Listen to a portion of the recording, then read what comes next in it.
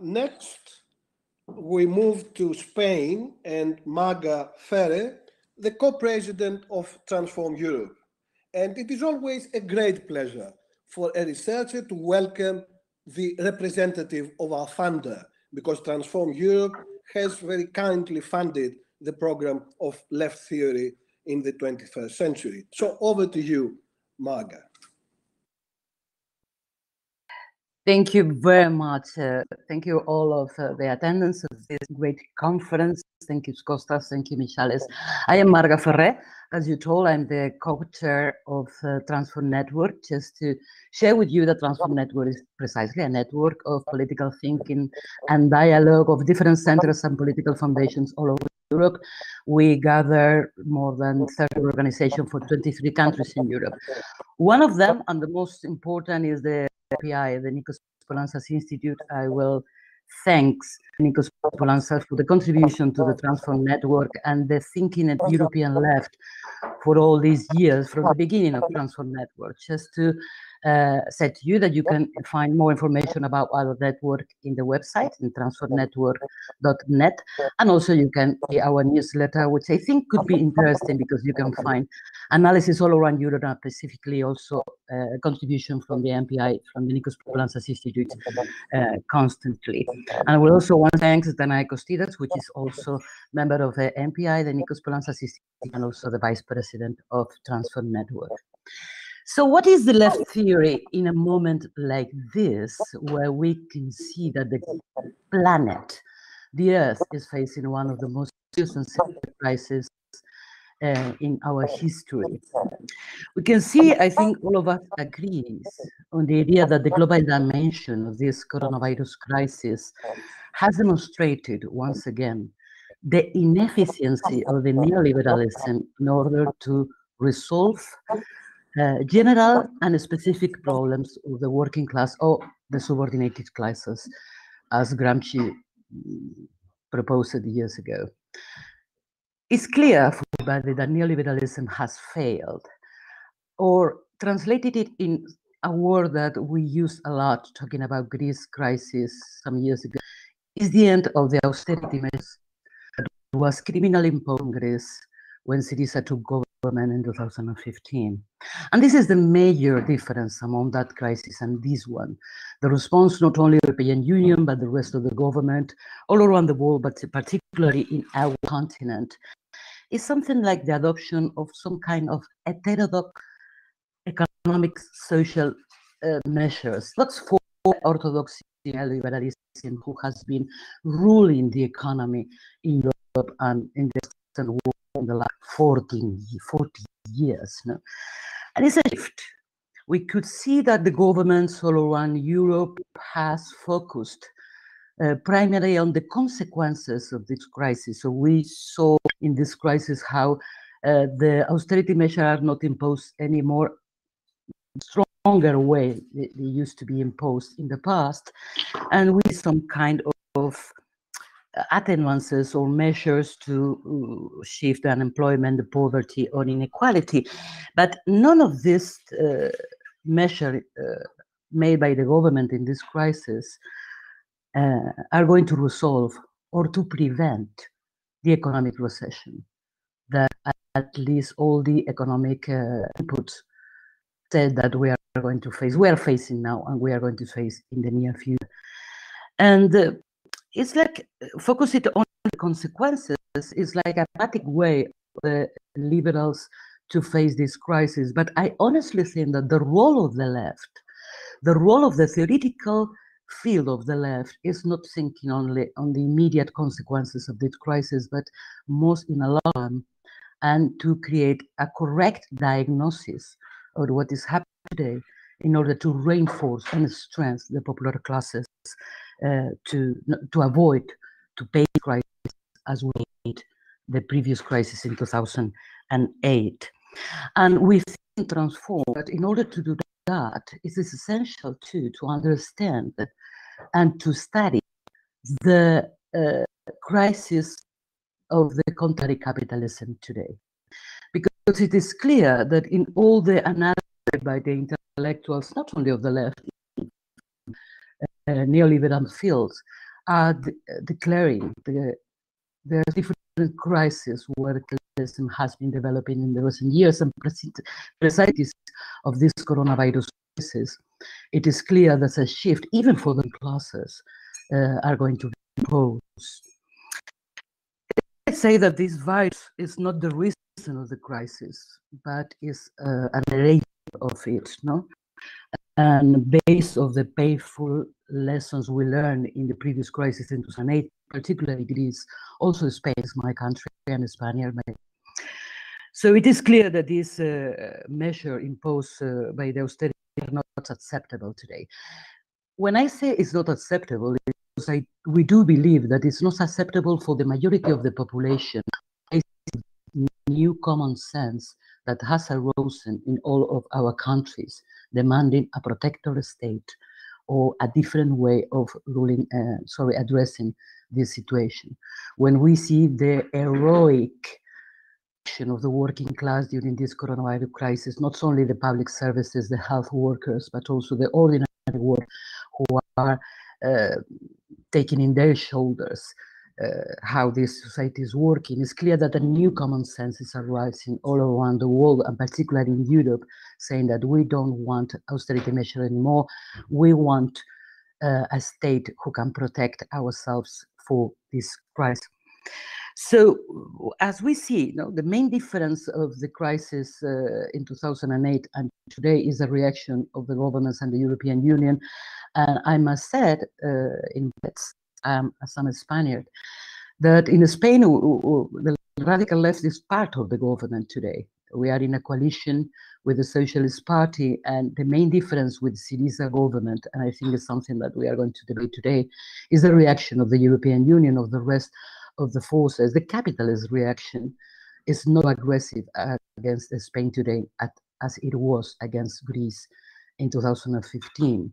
Imagine what would have happened if Syriza were the government without the aggression of the European Union at that moment, as we are luckily having now here in Spain. Anyway, coming back to the idea of how the governments are responsive to the crisis, we see and we agree is that some kind of new Keynesianism coming again to the economic ministries and even in the economic universities. Even Keynes was called like radical and acceptable for the neoliberals, now coming back again to the role of the state and this kind of neo-Keynesianism. But what we analyze in Transform, and this is an idea coming back from Walter Bayer, who was the previous political coordinator of Transform, is that for us, the question is not coming back to Keynes. The question is proposing in this crisis that the way out of this crisis must come from a realistic vision of economic democracy. Meaning that let's talk about the property of the state, not only of some kind of companies from the strategic sectors needed to avoid crises like this.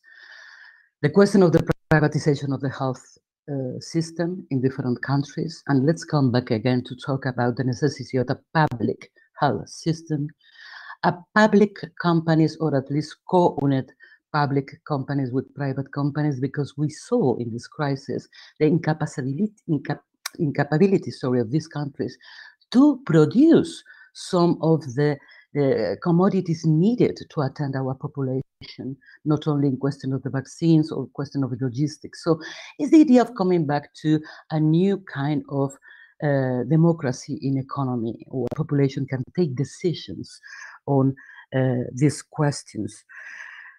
Let's talk about this question, the regulation of the economy, the role of the state, the public sector, the democratic orientation of the recovery funds that have been approved at the European Union, summarizing a social economy.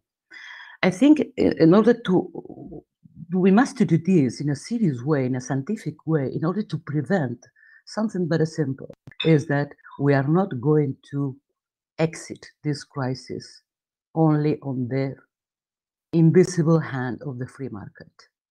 And if we accept that, it is clear that we have to come back again to the role of the state on the role of the social economy in a democratic way. Because in addition to this coronavirus crisis, we must not forget that the world is facing also the climate catastrophe, which were the main problem before this crisis all around the world is the limit of capitalism. Clearly, one of the limits of the capitalism is there. And that is why, and let me come back again to the beginning of my speech, why we see that even the ruling classes and the defenders of the neoliberalism has said that capitalism has to change. The OECD studies and reports said that this shift has to be from the financialization of the economy, I mean the casino capitalism we suffered in the last decade, to something they call like green capitalism and digital capitalism, which is how the ruling classes want to face the climate changes through the private sector in this kind of new Green Deal or green capitalism, and in other way, something very important for us, which is the changes in the work world because of this question of the digital platforms and the digital capitalism, the platform economy. So it's something that we clearly need to face in this moment. Another question is that this huge crisis has put on the table again basic questions for human being as a species, I mean, not only as citizens. No? And this is the idea if it is possible to organize the world in a different way, or there is no possibilities of changing the business as usual. So we see, at least in the intellectual field of the left, some kind of debate about the question of possibilism versus utopia. No? If this not, or it is the time to put again on the question of the utopia, meaning a different future and a different way of organizing the world and our lives. So I particularly think that a global disaster, as we are suffering, make that a majority of the population reclaim what is logical, rational, which is a new kind of a state to protect and to give public services and to rethink a productive model in our countries. And this is particularly important in the southern countries of Europe in order to stop the precariousness of the majority of our lives. No? So it's like this kind of new common sense. No? It's like some kind of new consensus among major part of our population that we need to change some things and we cannot go in this direction the way as we did. No? So I think that if we see that this kind of consensus that we must rethink the role of the state, the role of the European Union, what kind of communities do we want, what we need to protect ourselves and at the same time to make a better societies, it is clear for me that this kind of new common sense is not enough. Because let's be clear, capitalism is not going to change alone. Or, I mean, in other words, the big companies who are ruling part of our economies in the Western world are not going to change or take decisions in favor of the people because they want to do it. They have to be forced to do that. And that is the reason that is very important for the left to be in power. Not only to protest on the street, which is absolutely essential, but at the same time to make to be at least, or to have at least political power, which is not the same, or to have a real power, as Syriza knows perfectly well. I mean, it's not only the consensus what we need, but it's nemesis also, no? Which is the coercion. No? It's just like Machiavelli, remember, no? The charge and the sword, no? In order to force the free market to go in the direction of the benefit of the majority of the populations. No? So in order to think and to understand this kind of new kind of productive models, how to stop the climate change or how to create an economic protective system for the citizens clearly demands the public intervention in the economy. I think this is the rationale and this is the debate we're going to have immediately. And why not in the left, in conference like this, start thinking, start imagining, start debating this new wave of social economy, social and democratic economy. Let me go to the last part of my intervention with some kind of cracks, I would say, that we detect in contemporary capitalism, at least in the Western world in this moment. Because this crisis has also changed the way capital used to do things. And the good things.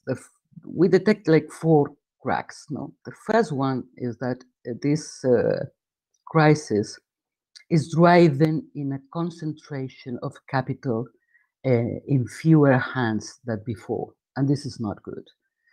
I mean, the ILO, the International Labour Organization, has made a report saying that more than 500 million small and medium companies has been affected by this crisis, meaning that in all of our countries, we see that the small and medium companies has been really hard times, particularly in the tourist sector, but in different sectors. And there are the big companies, the transnational companies waiting to buy part of these small and medium companies or enterprises. The second crack we see, besides the concentration of capital in a strong way than before, is that there are some countries who are using this pandemic to cut rights or to act in a more authoritarian way. And this is the exact contrary we left wants to do things. But we must be aware of this, particularly in Hungary, in Poland, or in different countries. And the third crack we see is that in spite of all the measures imposed by the government in order to resolve the situation created by the coronavirus crisis, as we said before, it is clear that the climate change is there and it has to be faced immediately. It's not, I mean, the proposal by the European Union made on the new Green Deal is not enough. Clearly, we as leftists, we must think introduce in our left theory the limits of the planet in a more clear way. And the last crack we see created by this crisis is the question of work. There was a report made by an American foundation, I don't remember the name, sorry, saying that the 30% of the workers are not coming back to the workplaces as they used to be before the coronavirus crisis, because this question of telework, of work by in distance has come to stay among us.